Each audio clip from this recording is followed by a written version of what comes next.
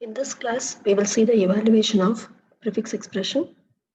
Let us go to the evaluation of postfix expression first. We will see the process. In case of postfix expression, if you have an operator, you will pop two operands from the stack because we are going to focus on the binary operators. If it is an operand, you will push it onto the stack.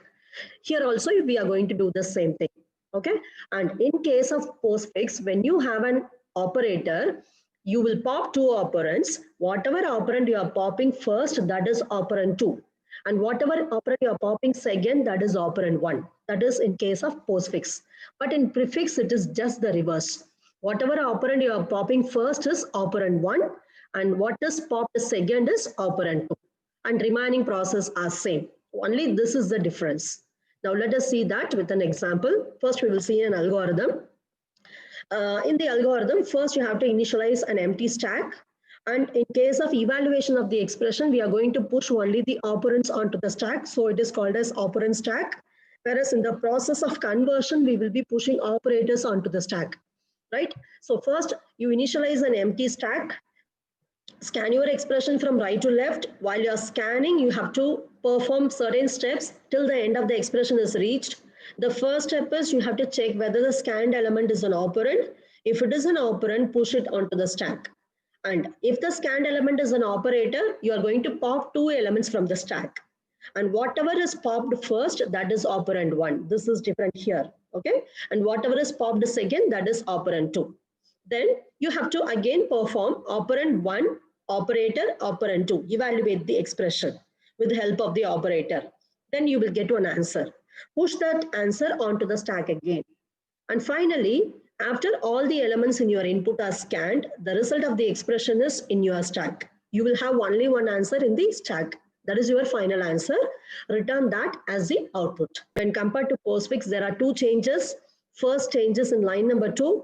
Here in prefix, you are going to scan your expression from right to left, not from left to right. That is the first difference. And the second difference is in line number 5. If your scanned element is an operator, you have to pop two operands. This is not different. This one is different. The first popped element is operand 1. Okay. And the second one is operand 2. Only these two lines are different. Remaining are same for both the evaluation. Now let us see one example. Evaluate the prefix expression, whichever is given to you. First, you are going to start from the right direction. Okay. So write your expression as such. Take the rightmost character, it is 3. Okay, it is an operand. If it is an operand, you have to push it onto the stack. So I am writing 3 on the stack. Then I am scanning the next one. It is 2. It is again an operand. Push it onto the stack. Now in the stack, we have 3 and 2. Then pop the another. It is plus. Plus is an operator. When you have an operator, pop 2 characters from the stack. Whichever you are popping first, that will be operand 1. Don't. So first I am popping 2, write it as operand 1. And whatever you pop next, that is operand 2. Now perform the operation by means of this expression. You can see here, first operand 1, apply the operator and then operand 2. So what is operand 1? 2, and the operator is plus, operand 2 is 3. So 2 plus 3 is 5. So now you got 5, push it onto the stack. The next character we are scanning is 5. It is an operand, so push it onto the stack. And then another character we are scanning is 4. Again, it is an operand, push it onto the stack. Next, we are getting the character multiply. It is an operator. When you have an operator, pop 2 operands. So first I am popping 4. That I have to write as operand 1 only. And then next I am popping 5. That is operand 2. Now perform 4 multiplied by 5. Okay, operand 1 multiplied by operand 2. Answer is 20. Push this 20 onto the stack. I have highlighted this in red color because the number contains 2 digits. Okay, you should not be confused. That's why I have written in red color. Then the next character I am scanning is 7. It is an operand. Simply push it onto the stack. And next I am scanning is plus. It is an operator. So pop 2 characters. The first popped character is 7. That becomes the operand 1. And second popped character is 20. That becomes the operand 2. Now perform operand 1, operator, operand 2. That is 7 plus 20. I am getting 27. Push it onto the stack.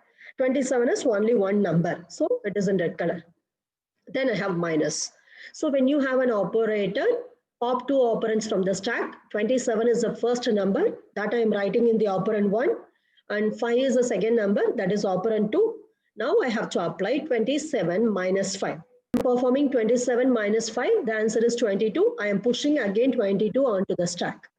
Now, end of the input is reached. When the end of the input is reached, your stack will have only one answer, only one data available in it, that is 22. That is your final answer.